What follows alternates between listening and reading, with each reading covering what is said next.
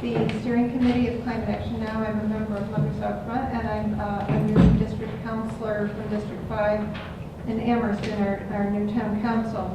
I want to thank MCAN and the Hitchcock Center and Mothers Out Front and Climate Action Now for sponsoring this event so that we can support net zero construction of new buildings in order to reduce our greenhouse gas emissions and avert a worst case scenario for climate change. This is important on a number of levels, and part of our job is to help folks, including government officials, to wrap their heads around the fact that our climate crisis won't be solved by simply deploying renewable energy.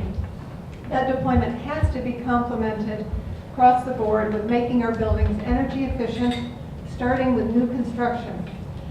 You're probably aware that Amherst is the first town to pass a zero energy bylaw requiring that new town buildings be zero energy. You folks here who worked on that bylaw, if you could raise your hands if you worked on that zero energy bylaw. Since I joined the town council, we've established an energy and climate action committee, which I hope will take a leadership role in formulating some more bold policy in general, and in recommending our adoption of Community Choice Energy 3.0. So if any of you are interested in either joining the new energy committee, if you're from Amherst, and there's information on the table about doing that, and there's also information about Community Choice Energy. But so we have some stellar speakers today who are better building and climate heroes, and we're starting with Quentin Thunderman on the end, who is a tech entrepreneur, nonprofit leader, and community activist, currently serving his first term on the Cambridge City Council. Is it your first term? Yep. Okay. It doesn't feel like it. In 2013, he co-authored the Net Zero zoning petition that led to the city's groundbreaking Net Zero Action Plan, adopted in 2015 to get Cambridge's climate pollution from buildings down to zero.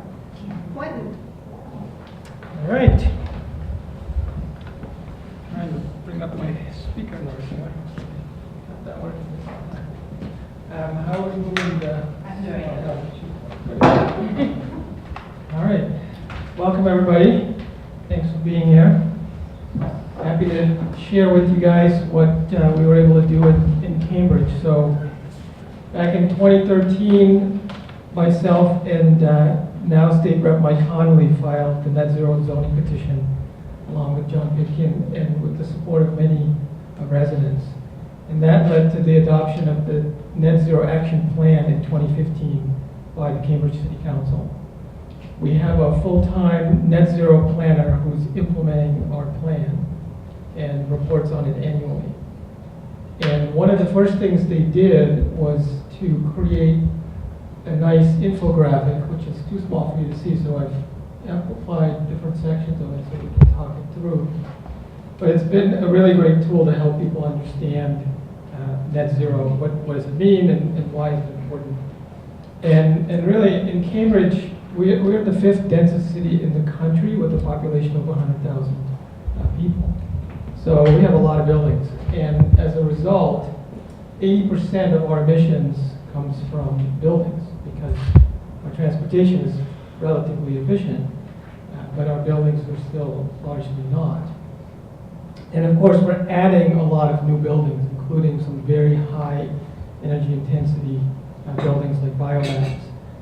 So we decided back in 2013 that this was not really a sustainable path, that we would just keep adding buildings that were not energy efficient, increasing our emissions, even though we were trying to reduce our emissions. So that's where the Net Zero Action Plan came from. So our goal was 25 years of planning, and as you'll see, it's not actually zero. so by 2040, we will have, the goal is to achieve a 70% reduction. And then we don't really know what happens after that, but hopefully if we're on the right trajectory, we'll get all the way there. And so what this shows is the the yellow line is the RPS as it was back in 2015.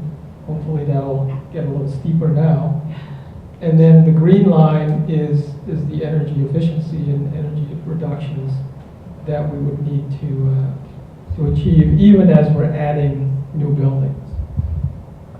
So we basically look at it as the reduce, reuse, recycle for building energy, right?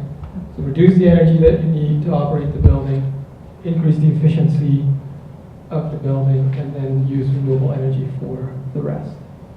It's relatively straightforward, difficult to put into practice.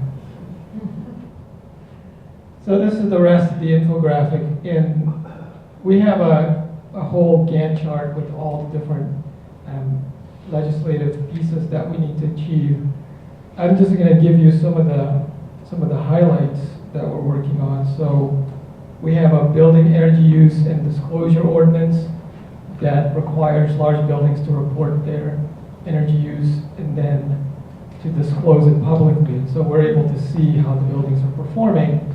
And then eventually we can start to put some requirements on the buildings and say, you know, it has to be above a certain performance level. Otherwise you have to remediate or pay into a fund or something.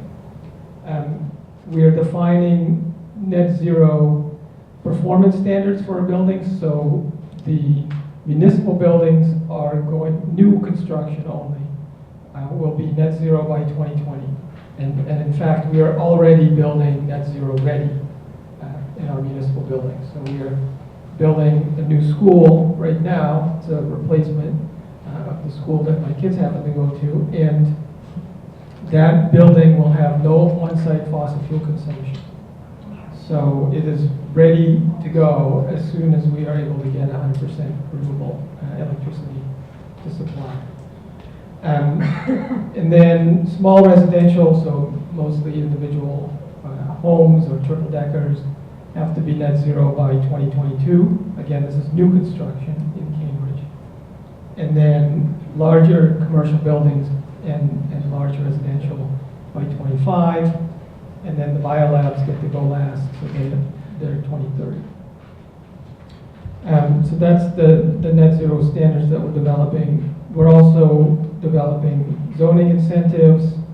We're updating our green building ordinance, which currently requires LEED silver for buildings 25,000 square foot and larger. We're updating that to LEED gold as the requirement, and I will say that most buildings that big in Cambridge built today are already LEED gold by default. We're also working on a solar requirement. Watertown just passed a solar requirement, and of course the state is working on one, so we're looking at how we can build on those successes. And then to get around the code preemption issues, we're looking at net zero as a performance standard rather than a design standard, so that we can impose those requirements without running afoul of our state. So the last thing is actually on the City Council agenda for Monday, and this is me trying to get my fellow councilors to vote for the International Energy Code. So hopefully they will pass this resolution and we'll have to figure out a way to select 8 councilors out of 9. Somebody will not get the vote. But you know, I think it's a great opportunity to get our municipal governments to participate in these decisions. And I can actually read some of the text for you if that helps. So, whereas the Metropolitan Area Planning Commission is partnering with Energy Efficiency Coalition, the Northeast Energy Efficiency Partnership, Massachusetts Climate Action Network, and the Sierra Club Massachusetts chapter to encourage Massachusetts municipalities to register to vote and have a voice in the creation of a more energy efficient and climate smart 2021 International Energy Conservation Code.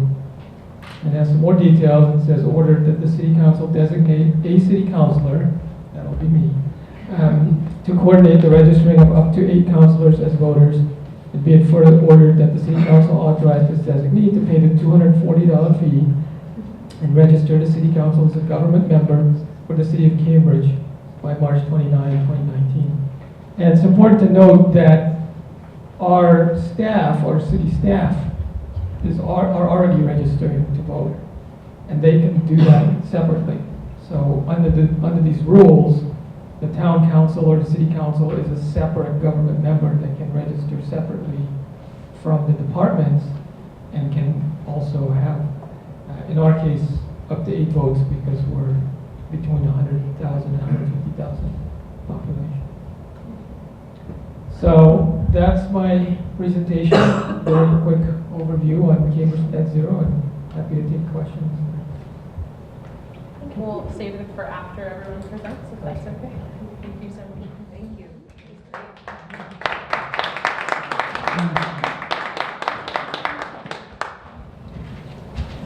So next up is Darren Ford. He is a Buildings and Community Solutions Manager at Northeast Energy Efficiency Partnerships.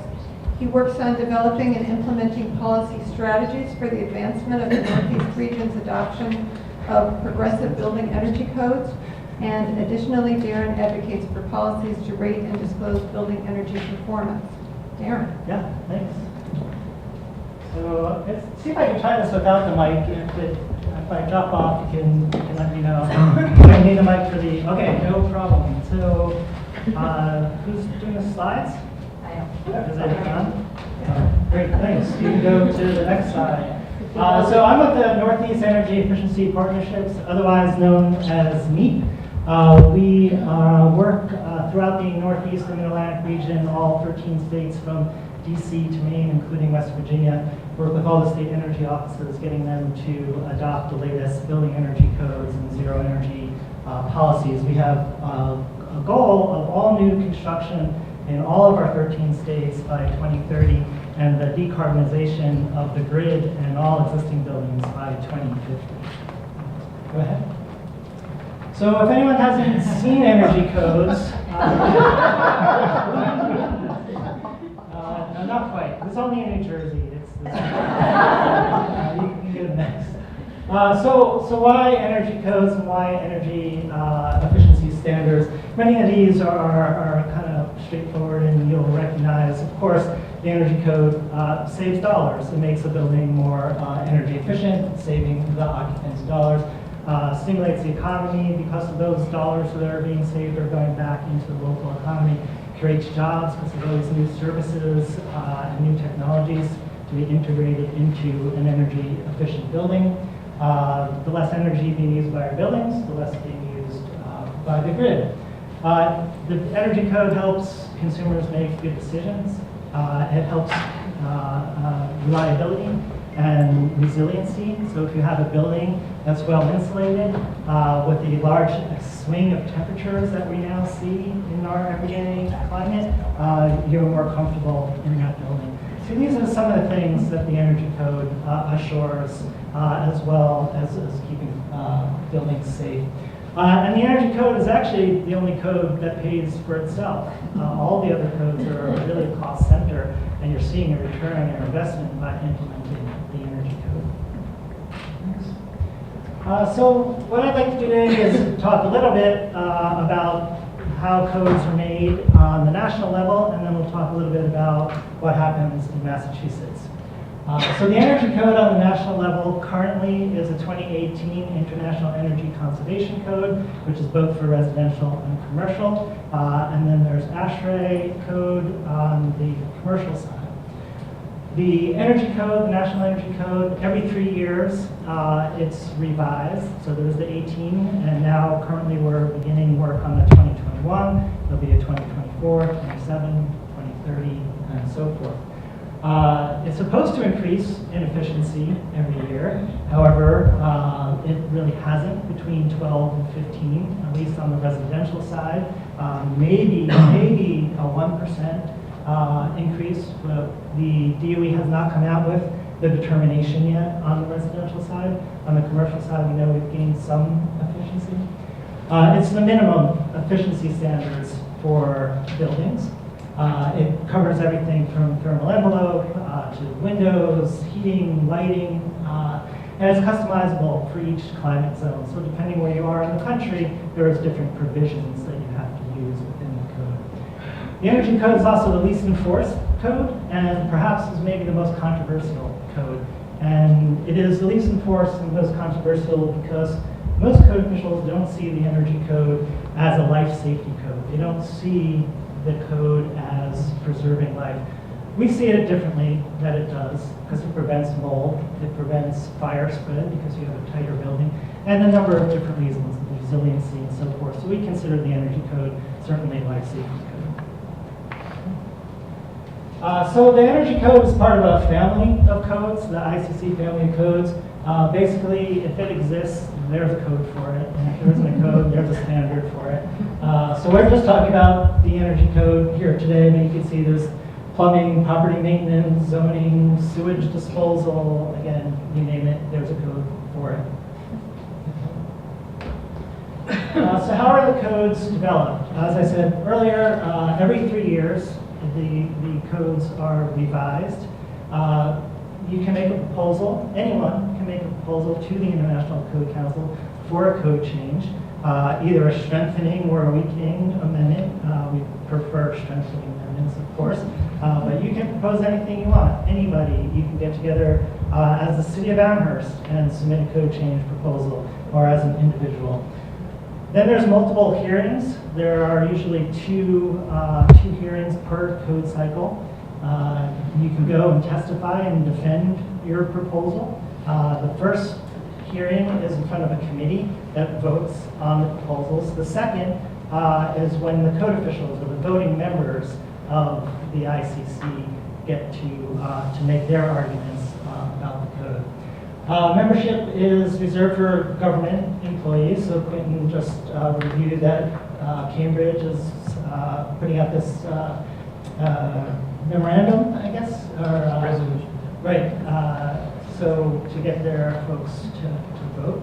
And then once the codes are developed on the national level, they can be adopted on the local level. And each state does it differently. Some states, it's a uniform construction code. Everybody within that state has to do the same thing. Other states, the state might adopt the code, but then it's up to each individual municipality within the state to adopt it. So it varies from state to state throughout the U.S. So 2021, if anybody wants to jump in and get involved, the proposals for the 2021 Iecc come out March 4th, so you can get to review all of the proposals. You can come to Albuquerque the end of April. I'll be there. We can hang out and have a beer together. I'm actually serving on the International Green Construction Code Committee. So some of their proposals, there's going to be a zero energy appendix that's going to be proposed for inclusion in 2021. The energy advocates nationally are looking for a 10 to 15% increase in efficiency for the 2021. That's really important that we get an increase in efficiency in this round, since there wasn't much between the 12 and the 15. So how does it work in Massachusetts?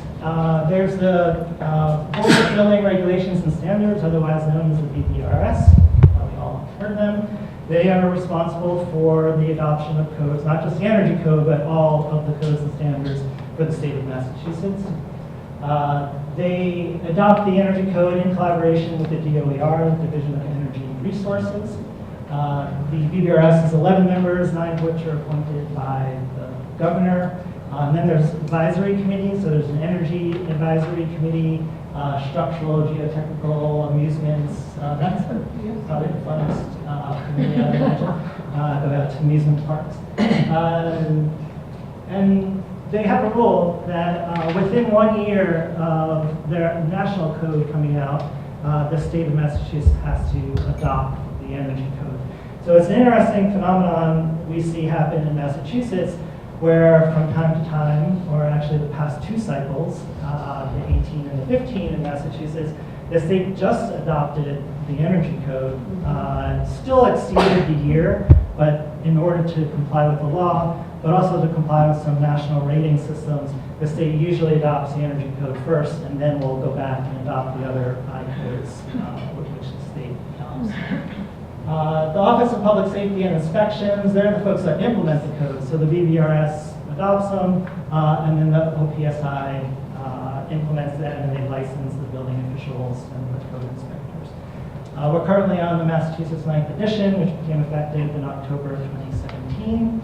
That's 2015 Iecc, and some components of ASHRAE for commercial buildings. And then we have a stretch code in Massachusetts. We were the first state in the country to have the stretch code back in 2009. The stretch code is one of the 5 criteria for the Green Communities program. And what else can I say? On the residential side, the stretch code is complying with the performance path. So there's 3 different avenues of compliance for the residential energy code. And the stretch code calls out compliance with one of those 3. On the commercial side, buildings have to be 10% better than the commercial code. And unfortunately, existing buildings aren't addressed at all. So we're in a situation now, next month, March 12th, the BVRS guarantees they're going to vote on the adoption of the 2018. They've now postponed it to 2 meetings, and so this will be the 3rd. So hopefully we'll see it. When that happens, the base code, so the adopted code with 2018 Iecc, will actually be on par or stronger than the stretch code. There's no provision in Massachusetts state law that says when the new stretch code has to be adopted. And DOER is saying to us it's going to take perhaps up to a year to get a new stretch code. So for that entire year, towns that are green, particularly green communities towns, are going to be in this state of limbo. What are they going to do? So it says the performance path for residential, but that's the performance path of the 2015. The performance path of the 18 is obviously stronger. It's 10% better than ASHRAE 13. We're about to adopt 16. So we'll see if they come out with an advisory statement or exactly what will happen in terms of the structure. So NEEP has an initiative called MAZE. It's Massachusetts Achieving Zero Energy. We have a couple of goals, and that is that the state of Massachusetts adopt a stretch code that's stronger than base, and preferably a zero energy stretch code. And then we want to see the state make a commitment to get all construction to zero energy by 2030 or earlier, as well as we want to see all schools built in the state to be zero energy. So that's the MAZE initiative, and you can check out our website in a couple of weeks. We'll have full details of what MAZE looks like. And just a couple of resources. Community Action Planning for Energy Efficiency, otherwise known as CAPE. This is a tool where small to medium-sized communities can go in, log on, and do a worksheet, and it'll generate suggestions for your municipality on how to save energy. And then it'll also give you access to all kinds of resources about energy efficiency. There's everything from street lighting to wastewater treatment, sewer treatment plant efficiencies, and any number of other initiatives. And then one of our latest papers, Building Energy Codes for a Carbon-Constrained Era. This talks all about building codes building energy codes throughout the region, and offers a lot of interesting suggestions and details for the implementation and adoption of the energy code to get to zero energy and the decarbonization of buildings. And that's all. Yeah, some more. Yep. Thanks.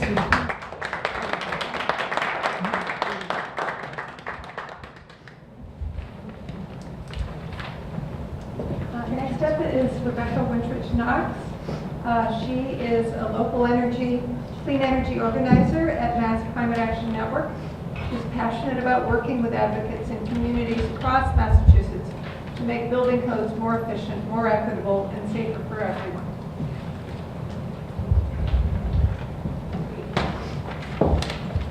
Hello, everyone. Thank you all so much for being here today. Thank you to all of our panelists and the Hitchcock Center for hosting us. So like Darcy said, my name is Rebecca Wintrick Knox, and I'm working on our Building Codes campaign at Mass Climate Action Network. So to give a brief introduction, MCAN was founded in 2000, and we are a learning network of chapters in cities and towns across Massachusetts, working to fight climate change on the local level by implementing clean energy solutions in our communities. And we would love to welcome a local group that you're part of if you would like to join our network. And we also work to give advocates across Massachusetts a voice on the local and the state level, which is really what our Better Building Codes campaign is all about. It's about how we can organize to reform building codes, not just for our communities, but for the entire state and beyond. Okay, so why do we need better building codes? You may wonder. The answer is really simple. Like Quentin said, and Darren also said, buildings are a major contributor to climate change. In Massachusetts, they're responsible for over half of all of our energy consumption and over 40% of our carbon pollution. But that also means that by addressing the sort of way that we build buildings, we're taking a really big step to fight climate change for not that much effort. So it's a really important thing to be engaged on. Okay, so I'll just briefly recap what Darren introduced for us in a lot more detail. So in Massachusetts, the Board of Building Regulation and Standards promulgates building codes, and unlike in other states, we really only have 2 building codes in Massachusetts. So we have the base code, which is the floor for all new construction, and then we have the stretch code, which is the ceiling for all construction in communities that have passed the stretch code. And MCAN's campaign is trying to improve buildings by addressing both the base code and the stretch code. So how do we do that? I'm going to start by talking about how we can improve the base code. And the way to improve the base code is to improve the International Energy Conservation Code that Darren gave us a great introduction to.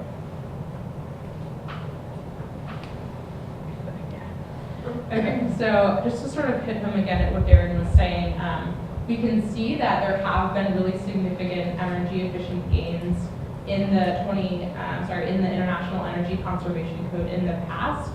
So you can see that there is a path to make big gains in terms of efficiency, but in the last 2 code cycles, we've really plateaued. 2018 isn't on this chart, but if it were, it would be a 0 to 1% gain in terms of efficiency. And a lot of that is due to the fact that not many people are registered to vote on what the code looks like, and the folks that are registered to vote tend to be anti-efficiency. So we're thinking about building inspectors and code officials and not climate champions who are interested in improving the ways that we build buildings. So while Massachusetts is required to pass the latest version of the base code, it doesn't really make a difference whether we have the 2015 or the 2018 code if there isn't an actual boost in efficiency between the 2 codes. So how does it actually work to change the code? Darren gave us a great overview of what it looks like on the national level. So there's a national process of submitting amendments and then reviewing them to update the existing code, but it's ultimately in the power of local municipal officials to determine what the newest version of the International Energy Conservation Code looks like. So thinking about who is able to register to actually vote on the code, we have the definition here from the International Code Council, which is any governmental unit, department, or agency engaged in the administration, formulation, or enforcement of laws, ordinances, rules, regulations relating to the public health, safety, and welfare. So a very broad definition.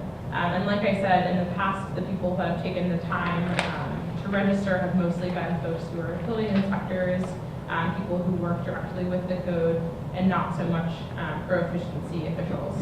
And a lot of that has simply also been because they don't know that they have the power to register to vote, which is what our campaign is hoping to educate and empower folks to do.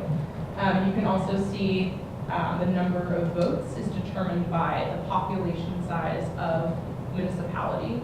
So like Quentin mentioned, in Cambridge, because they have between 50,000 and 150,000 residents, any entity that registers to vote on this new code would get to have 8 votes, and they would pay $240 to register to do so. But the really great thing about this is that, like Quentin said, that doesn't mean that just one entity can register to vote. So the Cambridge City Council can register to vote, but so can the Planning Department, so could the Health Board, so could any other body that meets this definition and is chartered by the municipality. So here's a quick list of the kinds of proficiency folks that we're looking to get registered to vote on the Iecc. And we also have handouts in the front that you can definitely look at on your way out that sums this up. But it can be members of city councils, select boards, planning department, city and town managers, energy managers, sustainability directors, and even in some towns, energy commissions that were chartered by the town are eligible to actually vote on the code. And this is a statistic that really boggled my mind when I first saw it, which is that Massachusetts alone has thousands of eligible officials, but during the last code cycle, only about 400 officials across the country voted on the International Energy Conservation Code. So that is just kind of an astonishing number, that if we can get just a fraction of the eligible folks in Massachusetts and make sure that they're pro-efficiency folks, we can literally change the way that buildings are built, not just in Massachusetts, but actually across the country. So here are some key dates, and this is also in the handout that I recommend you guys snag. So the biggest date coming up is March 29th, which is the deadline for a governmental member, or if that's a department or entity, to register with the International Code Council. And then they actually have until September 23rd to sort of fill up the roster. So if Quentin registers by March 29th, he has until September 23rd to add 7 other city councilors to vote as members of the Cambridge City Council. And then the voting actually takes place over a 2-week voting cycle in November. And before then, we're going to be circulating pro-efficiency voting guidelines that we'll be working on with our national partners. So just basic pro-efficiency, anti-efficiency, a structure of like which way we can vote to make sure that we're voting on the right things. So next steps for our base code campaign are to stay engaged, connect with other advocates in your communities, which we are happy to help you make these connections. We're also working with the Sierra Club and the Metropolitan Area Planning Council and NEAP on this campaign. And MAPC is actually offering half-hour coaching sessions with individual departments, which is really great, not just in the Boston area, but across Massachusetts. So that's something that you can refer your departments or officials to make sure that they get registered, that they understand that this is a way that for a few hours of their time and for $100 to $200, they can make the next version of our base code a really big leap forward. Yeah. And then I will briefly touch on the second facet of our Better Building Codes campaign. So we want to make sure that we have a stronger floor, so a higher floor, but we also want to raise the ceiling of building code standards. Because like Darren explained, there really isn't going to be a difference when this next version of the code comes out between the base and the stretch code. And we've been hearing from our communities and chapters across the state that they want to do net zero planning, but they're unable to require it under the current stretch code. So here you can see which communities in Massachusetts have adopted the stretch code, which is a vast majority of the state. But like we said, it's not really a stretch at this point. It doesn't really make a difference whether or not you've adopted the stretch code if the stretch code isn't an improvement from the base code. So what we're really hoping to fight for is a net zero stretch code. And this is something that we're working with Senator Comerford about, who is going to speak more in just a couple of minutes about this. But basically, we filed an act with her, with Representative Tammy Gouveia from Acton, to establish a net zero stretch code. So this is a bill that would direct the BVRS, which is generally an anti-efficiency body, just to make that clear, to actually develop and enforce a net zero stretch code. And so next steps that you can take to get involved with our net zero stretch code campaign are to engage in letter writing to the BVRS. So something that we've had some folks do is submit letters from their select boards or energy committees telling the BVRS why their community needs a net zero stretch code now and why the current stretch code isn't enough of a stretch. And also CCing Governor Baker and Speaker DeLeo on these letters. Something else is to offer testimony in favor of net zero at the next upcoming public comment opportunity at the BVRS, which will be in May. You can see me here with a few other net zero hero advocates. They have little stickers on, basically explaining why it's important to your community that you need to have a net zero stretch code, not in 20 or 30 years, but actually now. Yeah. Yes. So thank you guys all so much, and I will pass it over to Senator Comer.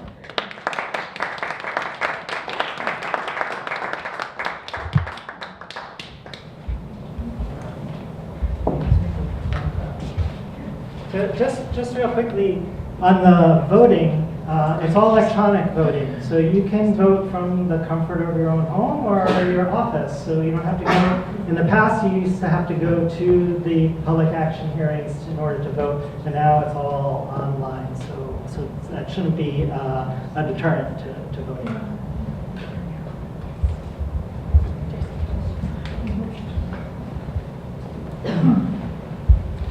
So next up is our senator, a longtime progressive activist in Western Massachusetts, Senator Jo Comerford is proudly serving her first term as a champion for the people of the Hampshire, Franklin, and Worcester District. Over the course of her career, Senator Comerford has fought for climate justice and is now working in the State House to fight climate change by making building codes stronger for everyone in Massachusetts.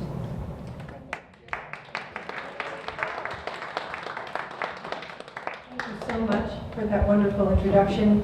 Thank you to the Hitchcock Center for this hosting of this great event, and of course to MCAN and Mothers Out Front, and everyone who is leading the work, and of course Climate Action Now, leading the work here regionally and across the country. So, you know, I think where I can pick up here is a little bit about how, in fact, as state senator in her first term, was able to partner with this initiative, which is a groundswell. So very quickly, the Hampshire, Franklin, Worcester District is 24 cities and towns. So we're at the base of it, and it goes up the beautiful Connecticut River Valley to New Hampshire and Vermont, and it tees right to Royalston and left to Coleraine. So this moment right now started during the campaign. Right? It started when I met with a group of Amherst folks who were leading the work for net zero.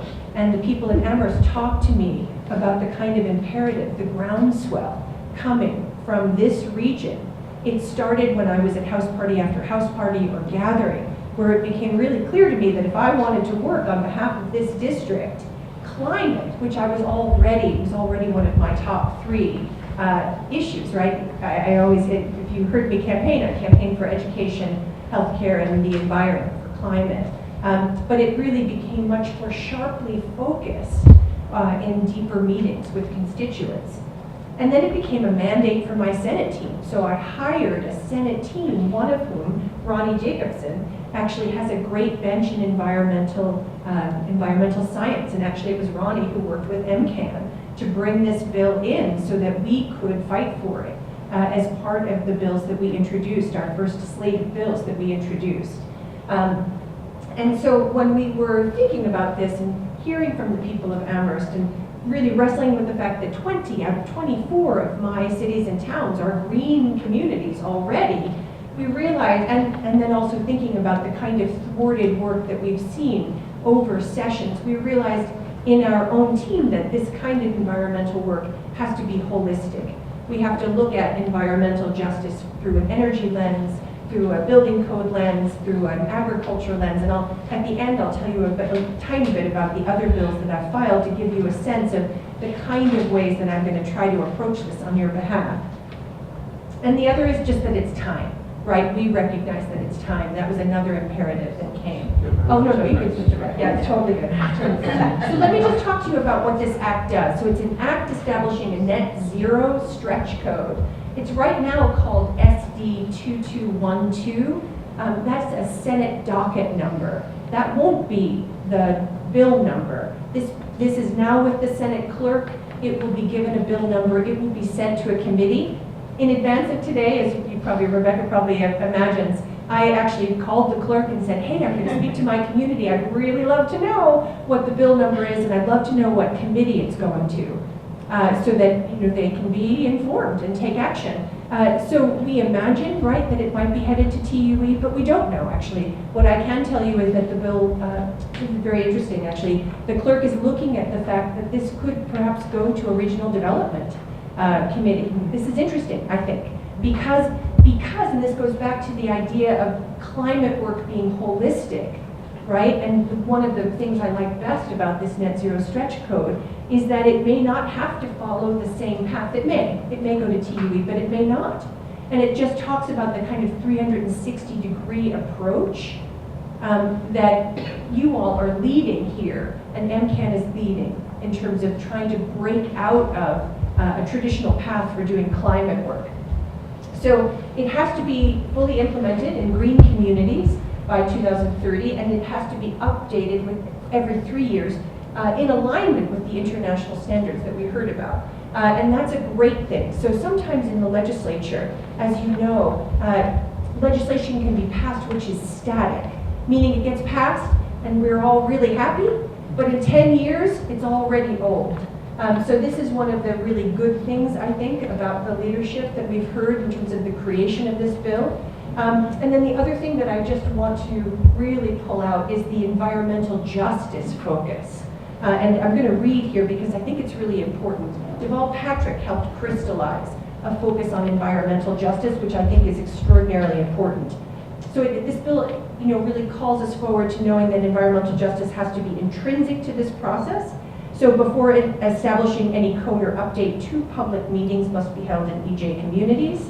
And so Governor Patrick defined environmental justice communities as discrete and identifiable communities, mostly lower income and or of color, that are at risk of being disproportionately and negatively affected or impacted by environmental policies and overburdened by a higher density of known contaminated sites and by air and water or water pollution. So I really love the fact that these communities, these EJ communities, are going to be at the center of understanding how we can do this best. And then it offers a phase-in structure. So one of the things that I learned from the our Amherst folks, was that in fact it took a lot of work for Amherst to identify the net zero approach, and it just didn't happen out of air. They had to build capacity. They're recognizing that in fact they have to find the experts that are going to make these buildings themselves more expert, and the buildings to create the buildings. This actually helps incentivize that kind of teaching in those communities. So I was very fortunate to be put on a Senate committee that's going to look at climate change, but I don't think that I need to tell anybody in this room about what's needed in terms of moving the legislature. So last year, this same Senate committee put out a bill that was not passed by the time it was married with House priorities, which were not the priorities of the Senate. So what it's going to take in order for us to get this bill through and any other piece of climate legislation is the kind of people's movement that we've seen thanks to Climate Action Now, thanks to Mothers Out Front regionally, and certainly thanks statewide to MCAN and allies. It's going to take that kind of people's movement to get this done. The barriers facing the legislature, I think, are known, but the emerging opportunities, and I'm sure you're paying attention to these too, we are seeing for the first time people like Bob DeLeo offering, and he just did, $1 billion. He wants to throw down on $1 billion over 10 years for local initiatives. That didn't, of course, happen out of the goodness of Speaker DeLeo's heart, right? It happened because people's movements are making the legislature pay attention to this. It's happening because people on this panel who have been leaders here and people in this audience who have been leaders here are holding the legislature accountable. That's what it's going to take. And you're also probably following the fact that Governor Baker is talking for the first time about a RGGI, which is a regional agreement around transportation.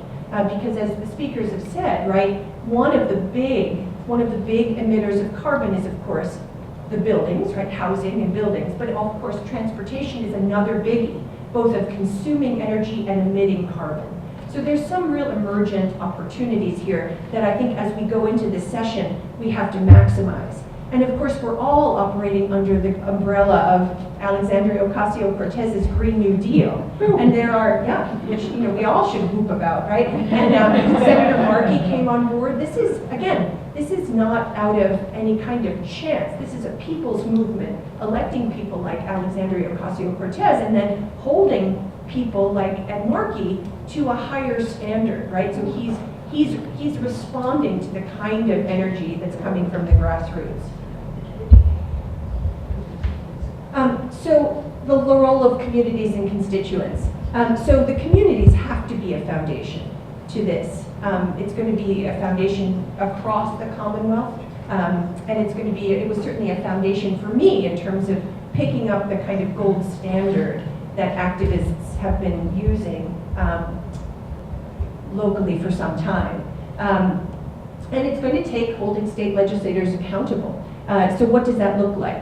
In addition to actually testifying at national and or state hearings, it's going to take us networking here in this region with other members of the constituents who have other members of the legislature. It's going to take a hearing, or many hearings, both in this district and in the State House, to make sure that the people's voices, people's most affected by this, will be at the center. So people like me will help make that happen. And people like Rep. Dom. Rep. Dom is a state rep for this district who signed on to this piece of legislation. She couldn't be here today, but I have to imagine that she was inspired, as inspired as I was, by the activism in Amherst about net zero.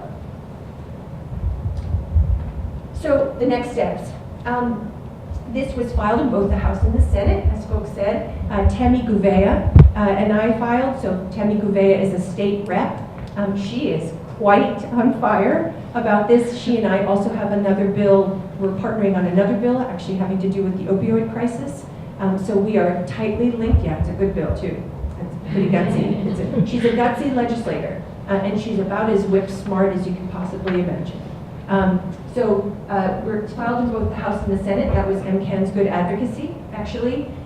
It'll go to a committee, and that's of course where the advocacy will begin. I would add, including Speaker DeLeo, to what Rebecca said, and the governor, that you should also contact the Senate President, as well as Senate President Karen Spilka, who cares also a great deal about climate and climate change, and is also, in addition to Speaker DeLeo, although she didn't throw down $1 billion, but she has made it clear that she wants to see climate priorities front and center. So I think your advocacy with her would be, I think, warmly welcome, honestly, as she gets her feet under her. So it'll go through committees. We'll hear from advocates here in the district and in Boston, and then there'll be a period of possible amendments. It might get put into another set of bills. It could get refined based on what advocates are seeing in terms of opportunities. And then, if our advocacy and our sharp work inside the building in terms of networking and really urging our colleagues forward, it'll come to the floor. And that's our hope, right? Our hope is that this will get out of committee and it will get voted on. And we will have a vote where we can actually hold lawmakers accountable for their vote. So this is how to get me. That's my email address.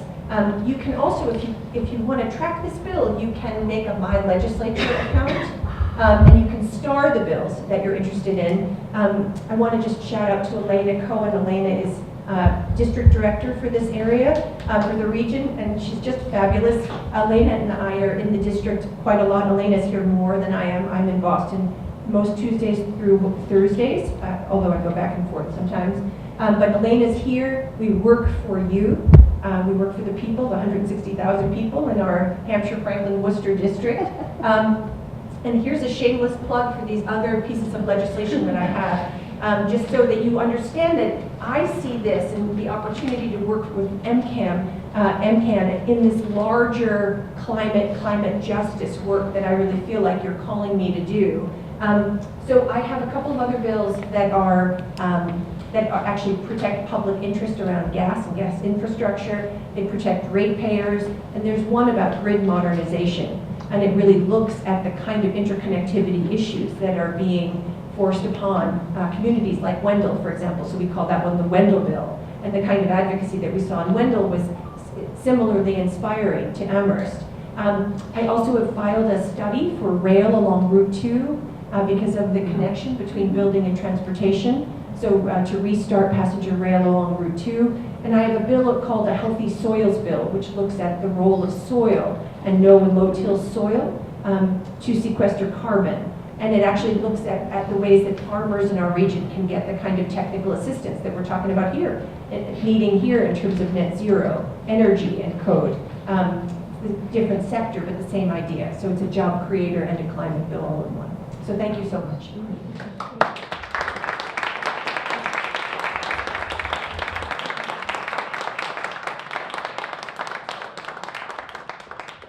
Thank you so much, Senator Comerford. That was so great. So now we have about 15 minutes to do a little bit of Q&A before we do some breakout groups. Yes. So I'll start.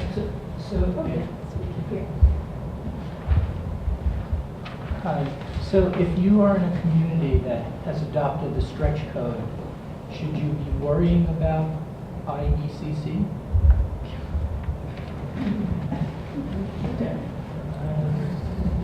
Yeah, I wouldn't worry too much. Don't stay up at night.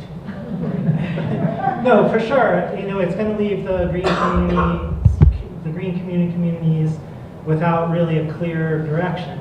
And we hear a lot of rumbling out there from various municipalities throughout the state that they're going to look to use their home rule, their zoning powers to create their own code. So we want to work with them to transfer that energy into bills like Joe and to convince the BBRS that we've got to see something quicker than a year's time on the stretch code. And preferably we'd like to see the zero energy code, but some sort of other type of stretch code might be as well as an interim step. But yeah, so there's certainly definitely a worry. There's a worry among the builders and the home energy raters and everyone involved, mass save folks, everyone that has some part of the green communities, whether it be on the incentive side or the regulatory side.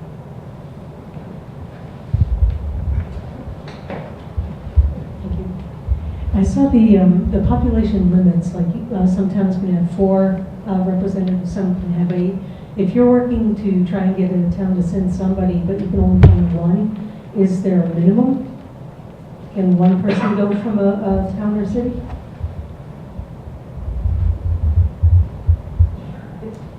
I can answer this. So the answer is yes. And in the past, it's often been the case that only one person has registered. So like the building department will register, but only one building inspector will vote. But what we're encouraging folks to do, for efficiency folks, is to try and maximize the number of votes.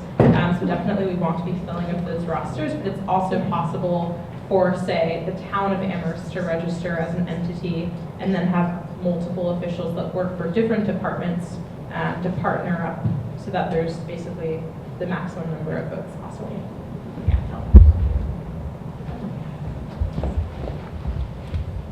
Hi, I have a follow-up question. I'm on the Energy Committee in Montague, and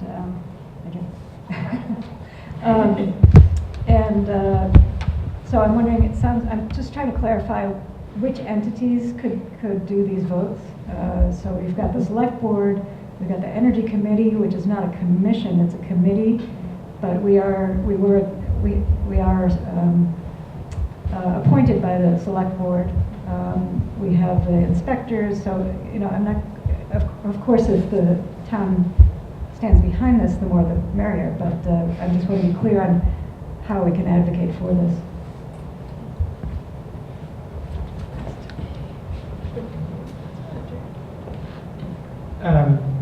I'm not sure about the committee versus the commission. I'm pretty sure the select board if you have one, is the right kind of entity that would be able to vote. And then the city council or town council. And then, of course, different departments within your city government.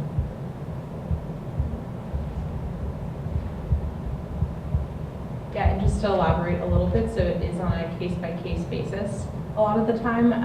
So the International Code Council looks at every single entity that applies for membership and then decides on that individual basis.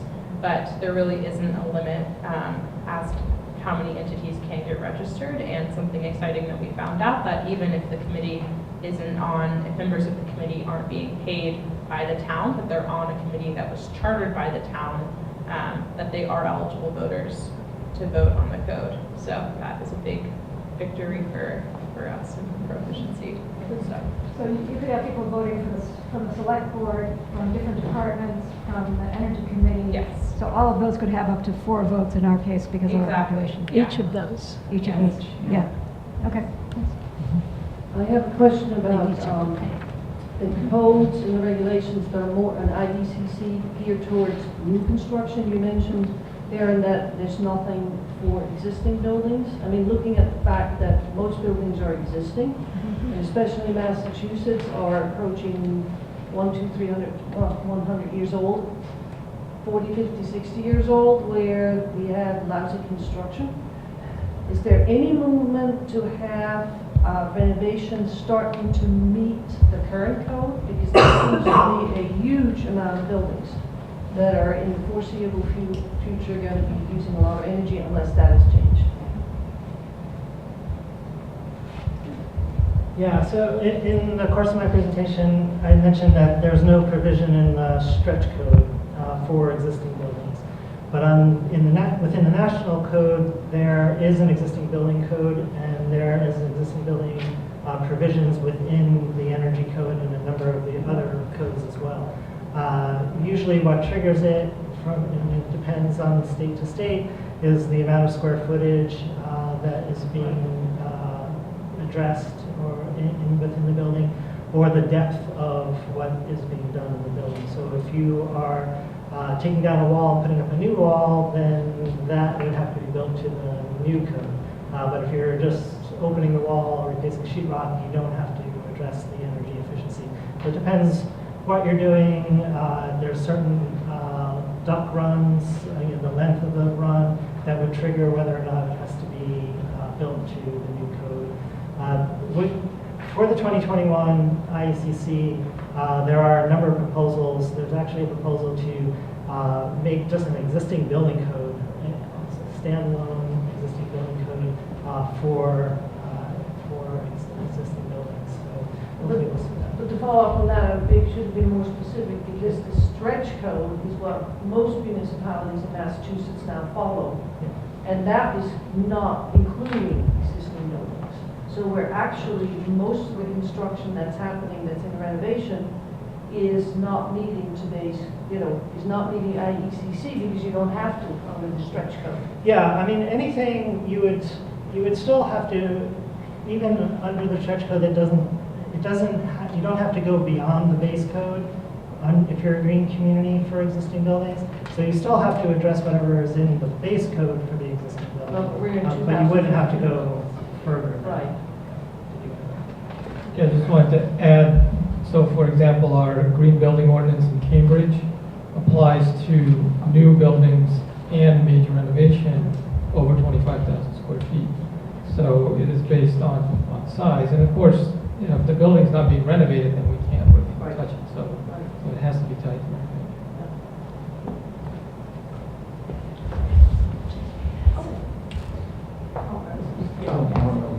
Go ahead. I was interested that you talked about residential 212 to 215, hardly any evidence of better or more efficient. I do all these states, I remember you said West Virginia and then up through Massachusetts, or Maine, have energy audits like our Mass Save, which I thought were supposed to have made a real difference in recent years.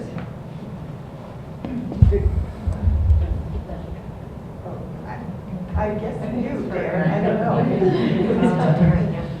know. So most states do have some sort of energy efficiency incentive program. It's certainly stronger in some states than others. So New Jersey, Massachusetts is extremely strong incentive programs. Connecticut has one of the strongest incentive programs for zero energy buildings actually in the country. But then there's other states like Maine and New Hampshire that aren't robust. I mean more home energy audits. Home energy? I thought they made a big difference in this state. In Massachusetts, certainly, yeah. Home energy audits are very robust in Massachusetts and as well as in other states. It's not robust in New Hampshire, Vermont, or Maine. That is right. Yes. It's non-existent. Right. Yeah. Whereas Just another way.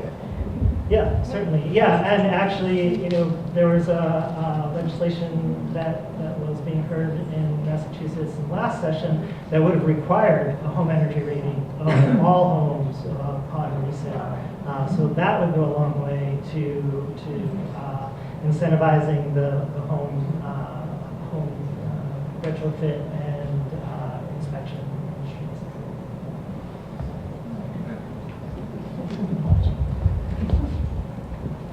Hi. If I could revert to the International Code Council and voting membership, can we go to the website for the International Code Council and find out who is eligible to vote?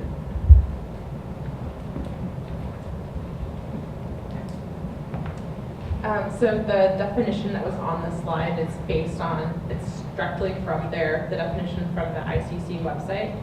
Is that your question, or do you mean? No. Can I go to the website and find out whether our town manager in Amherst is eligible to vote? Yeah, so your town manager in Amherst is eligible to vote because all town managers, because they're appointed by the city, are eligible. Yes. And also, not only eligible, but it's actually oh, it's registered. Okay, Yeah. yeah. So we do have a list of folks that registered for the last code cycle that we're sort of giving out on a town-by-town basis. So I could let you know who registered in Amherst or Northampton. I don't believe your town manager registered, but we did double check that. Thank you. Yes. And also, I'm just going to say that we worked with City Councilor Matt O'Malley in Boston to put together a tutorial video on how to register to actually vote on with the ICC, because it's sort of a strange process, but it's pretty simple once you know the steps. So that's something that we'll be circulating afterwards to pass on to your officials and say, like, these are the 5 steps you can take to register to vote. Thank you. Oh, where do you start? A lot of questions recently about existing buildings, and in our town, in the last 5 or 10 years, I suspect we have built a few new homes total. That's it. So dealing with new homes is not helpful. I mean, it's just like these earlier questions. Quentin, in your talk, you talked about replacing fossil fuels with low carbon fuels. And I'm wondering what you mean by low carbon fuels. And the reason I ask is that recently, in the last 4 years, there's been a lot of work to classify burning wood as being a clean, low carbon fuel. Amherst just got $1 million to build a wood chip facility.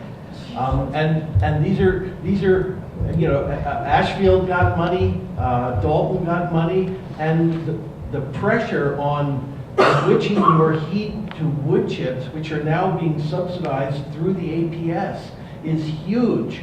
And there are companies out here that are driving this and making profit from this, and Governor Baker is considering this a real economic boom to the region. And I don't know how we fight this.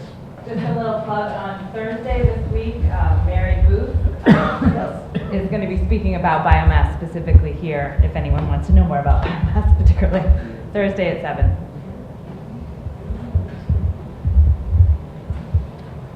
So I'm not going to wade into the biomass controversy, but we've lost 20% of our tree canopy in Cambridge over the last decade. So we're not going to be burning wood in Cambridge. The school that I mentioned, has a biodiesel backup generator, and biodiesel that we use is recovered from cooking oil. Most of the heating and cooling is through geothermal wells that are drilled in the sports fields behind the school. And then it's supplemented when necessary with air source heat pumps. So, I think between those two technologies, you can have very efficient buildings that are not consuming fossil fuel. We do need a backup generator in case power goes out. And then, of course, the school is plastered with solar panels. Just say quickly, existing buildings is kind of the holy grail right now. We've pushed new construction as far as we can, essentially. So now, like if you look at California on the new building side, they're requiring PV, they're requiring battery backup storage, so that's sort of the next generation. The existing buildings we have now need to become grid assets. They need to become all electrified, and electrify the whole grid so we can get to that zero carbon. So that's where the emphasis is for the majority of the energy advocates right now, is on existing buildings. And I think we'll see, real leaps in the next few years on addressing the existing building within the grid infrastructure. One of the things that I'm working on in Cambridge, so we did a community choice aggregation program, and I believe a lot of towns are working on similar things. And we're trying to push the envelope beyond RECs, renewable energy certificates. So what I'm proposing is that we actually capture a difference between the cost that we're charged for electricity, which is quite a bit below Eversource because we can do long-term contracts, and capture that difference and put it into a fund that we then use for energy efficiency projects in existing buildings. Because I don't think you're going to get to the existing buildings primarily through the codes.